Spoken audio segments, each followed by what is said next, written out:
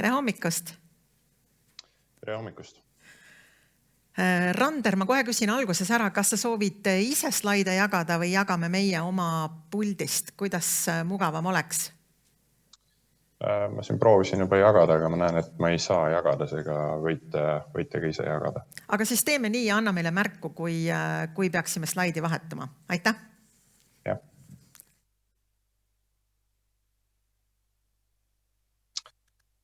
Nii, aga tere! Mina olen siis Rander Süld ettevõttest Energix Energy Experts, üks Narva linna kliima- ja energiakava koostajatest ja täna siis annaksin ülevaate olulisematest tulemustest, mis me selle kava raames leidsime. Palun järgmine slaid. Ja mainin siis alguses ära, et Narva linna kliima- ja energiakava koostamist siis rahastati Euroopa majanduspiirkonna finantsmehhanismi toel, ehk siis siin oli Norra riigipoolne tugi selle kava valmimiseks. Palun järgmine slaid.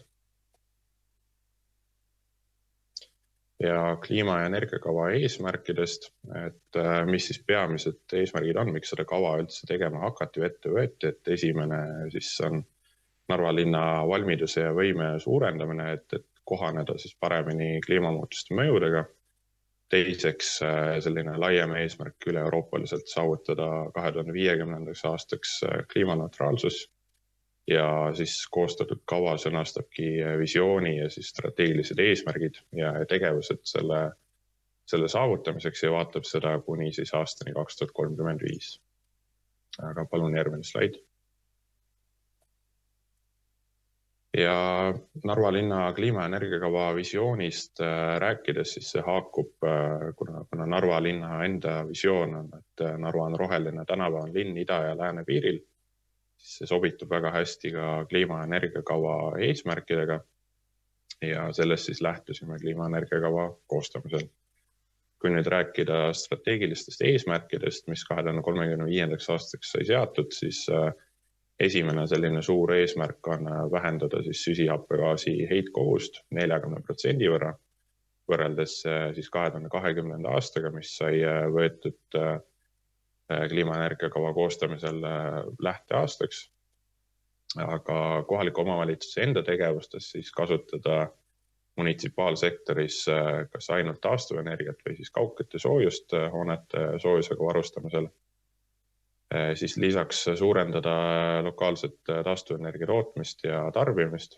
Narvas teatud piirangud sellel on, aga võimalust piires seda teha ja siis oluline teema muidugi kohaneda kliimamuutustega ja tõsta siis kogukonnas valmisolekut riskidega toimetulekuks. Palun järgmine slaid. Ja selle eesmärkide saavutamiseks siis koostati tegevuskava, et kuna kliima- ja energiakava ei ole suunatud mitte ainult kohaliku omavalitsuse tegevuste vaates, vaid kõikide tegevuste vaates, mis seal kohaliku omavalitsuse territooriumil toimub, siis on kajastatud nii era- kui ka avaliku sektori tegevusi aastani 2035 ja kokku siis 101 erinevat tegevust 8 valdkonnas ja vastavalt siis tegevuste elluviimisele tuleb seda tegevuskava edaspidi ka uuendada, et sellised suurema detailsusega on tegevused kirjeldatud aastani 2026. Ja summaarselt 2035. aastani selline hinnanguline tegevuskava elluviimise kogumaksumus siis 1,1 miljardit eurot, millest kohaliku omavalitsuse osa siis 134 miljonit eurot. Ja palun järgmine slaid. Ja siis analüüsiti 8 erinevat valdkonda, mis kliima- ja energiakavade puhul on sellised peamised valdkonnad. Ja Narva linna puhul siis 3 olulisemat valdkonda, millele pöörati võib-olla ka rohkem tähelepanu, mis olid tähtsuselt kõrgemad, on taristu ja ehitised, energeetika varustuskindlus ning juhtimine, kogukond, teadlikkus ja koostöö. Palun järgmine slaid. Ja nüüd vaataksimegi siis valdkondlikult, et mis sellised olulisemad tegevused või sellised ettevõtmised on selleks, et kas siis kliimamuutuseid leevendada või nende kliimamuutustega paremini toime tulla. Ehk siis alustades tervise, sotsiaalhoolekande, hädaolukordade ja päästevõimekuse valdkonnast, et siin üks asjaolu, mida kindlasti tuleb arvesse võtta, on Narva linna kahanev elanike arv ja ka elanikkonna vananemine. Nagu me näeme siin rahvastikupüramiidil, siis keskmine vanus on Narva linnas suhteliselt kõrge, mis tähendab, et elanikkond on keskmisest rohkem haavatav igasugustele kliima- ja ilmastiku muutustele ja seetõttu on oluline siis nii tagada nendele turvalisem keskkond, vajaminev tervishoiu ja sotsiaalhoolekanne, kui ka siis tõsta inimeste teadlikkust ja ohutunnetust, et inimesed oleksid ise paremini võimelised siis kliimamuutuste mõjudega toime tulema. Ja oluliseks teemaks ka päästevõimekuse tagamine, et siin Narvas on ka lahus linnaosad, kus näiteks sellise kustutusvõimekuse tagamine pääste puhul on suure tähtsusega. Aga palun järgmine slaid. Siis maakasutus ja planeerimine. Maakasutus on selline valdkond, kus planeerimise otsustega on võimalik kliimamuutuste mõjusid oluliselt leevendada, aga samas valede otsuste tegemisega on võimalik neid ka võimendada, et kui lubatakse linnaruumis rajada suuri asfalteeritud pindasid näiteks, siis see suurendab ja võimendab soojussaarte efekti ja selleks, et siis targemini kliimamuutustega toime tulla, tulebki arvestada kliimamuutuseid juba planeerimise faasis, et siis leevendada soojussaarte efekti, leevendada ka sellist vee ärajuhtimisega tekkivaid lokaalseid üleujutusi ja probleeme. Ja siin on siis toodud slaidil ka mõned näited. Üks on siis Viimsi mõisapargis rajatud looduslike sademevee lahenduste kohta ja teine on siis üks näide sellisest rohelisest parklast, mis samamoodi pakub ühelt poolt nii varju kui ka aitab paremini siis sademevett ära juhtida. Ja palun järgmine slaid. Looduskeskkond omab eelkõige tähtsust siis loodusliku mitmekesisuse ja rohelisuse säilitamisel linnaruumis. Narvas tegelikult sellist rohelisust on päris palju ja seega on oluline seda säilitada ja ka need haljasalasid, rohealasid omavahel paremini ühendada.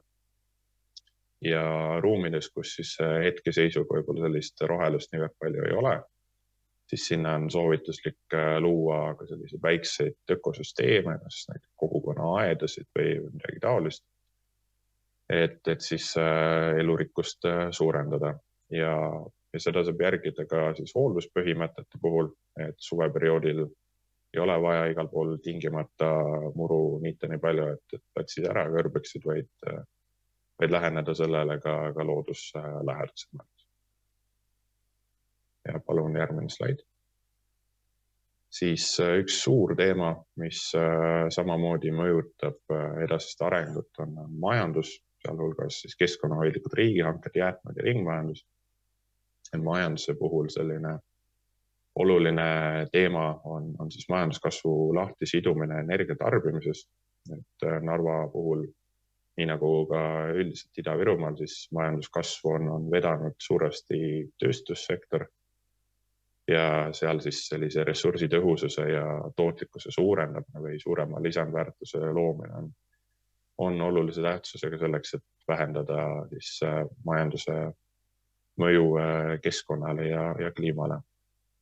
Ja elanikkonna vaates siis muidugi tuleb alustada lihtsatest asjadest, alates jäätmete sorteerimisest.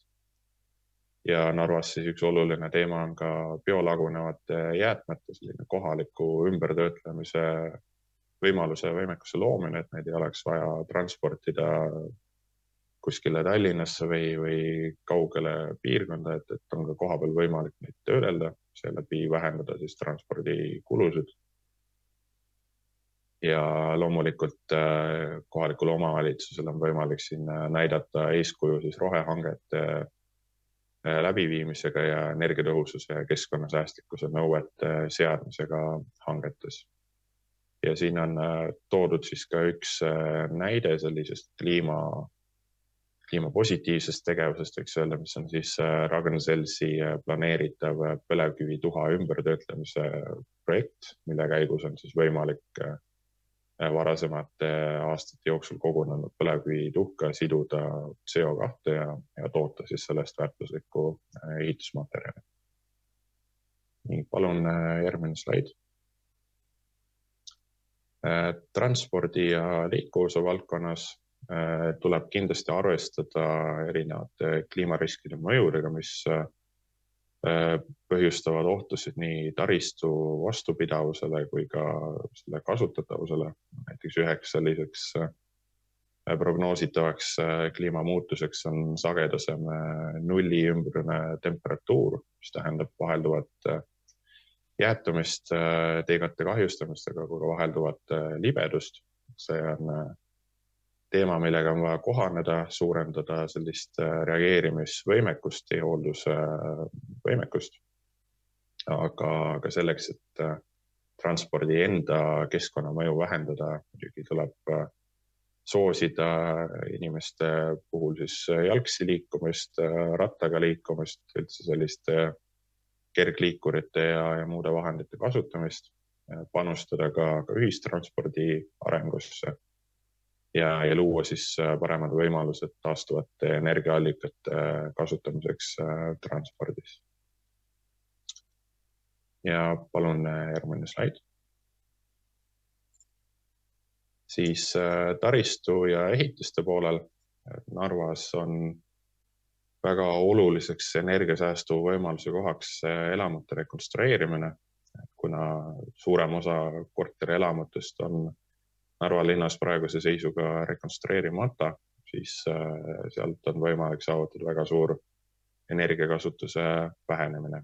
Aga lisaks sellele tuleb tegeleda ka siis vähenevast rahvastiku arvust tulenevate probleemidega, ehk siis ümber korraldada esmalt võib-olla munitsipaaltasandil selline hoonete kasutamine ja samamoodi siis tegeleda ka tühjenevate korterelamute probleemiga, et oleks võimalik suunata arengut sellisel moel, mis võimaldab ka tühjenevatest korterelamutest loobuda ja neid lammutada ja selle arvelt siis linnaruumi teistsugust keskkonda luua. Ja muudest teemadest võiksin välja tuua veel ka tänavavalgustus, taristu rekonstrueerimise, vähendada valgustamiseks kuluvat elektrienergiat ja kergliiklusteede võrgustiku edasine arendamine. Et siin on oluline just 3 linna, siis Narva-Jõesuu ja Sillamäe omavaheline parem sidusus, ühendamine, et nende linnade vahel oleks võimalik kergliikuritel lihtsam liigele. Aga palun järgmine slaid.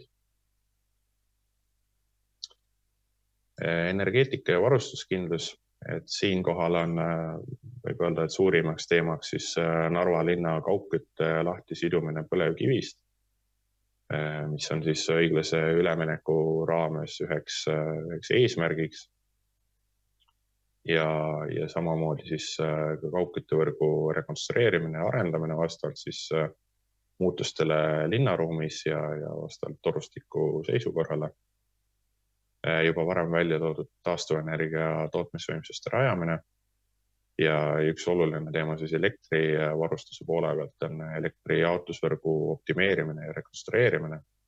Praeguse seisuga on Narva linnas elektri jaotusvõrk üledimensioneeritud, seal on võimsuseid rohkem, kui neid vaja läheb, mis on arvestatud siis kunagiste suuremate tarbimismahtude ja tarbimispotentsiaalide põhjal ja see tähendab, et praeguse seisuga siis olemasolevad tarbijad peavad siis kinni maksma sellise võrgu ülalpidamist.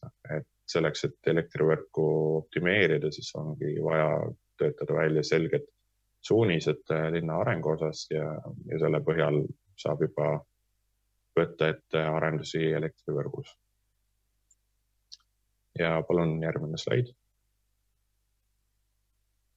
Ja viimane selline suurem valdkond ehk siis juhtimine, kogukond, teadlikkus ja koostöö. siin on linnal eelkõige oluline roll siis suurendada teadlikkust, inimesi harida ja olla selline valdkonna koordinaator ja eestvedaja ja samal ajal ka ise õppida teistelt, teha koostööd teiste omavalitsustega ja olla siis selliseks suunanäitajaks.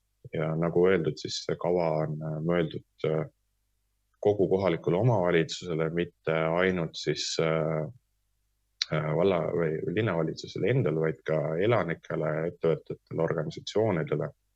Ja seega on siis välja pakutud võimalus sõlmida selline kogukondlik kokkulepe, millega siis kõik võtavad endale eesmärgiks seatud eesmärkide suunas liikuda ja sellesse ka ühiselt panustada. Nii, ja palun järgmine slaid. Ja kavas siis toodi välja ka sellised ulatuslikuma mõjuga tegevused, kokkuvõttes siis korterelamute rekonstrueerimine omab väga suurt potentsiaali just energiakasutuse vähendamise poole pealt.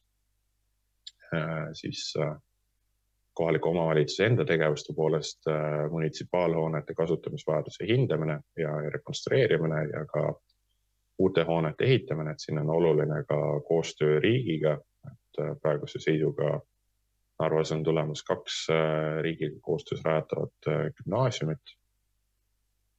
Siis kaugkütte lahtisidumine põlevkivist ja viimase teemana siis kogukonna liikmete teadlikkuse tõstmine ja kaasamine. Ja palun järgmine slaid. Et sellega siis minu poolt on ülevaade antud ja tänan kuulamast.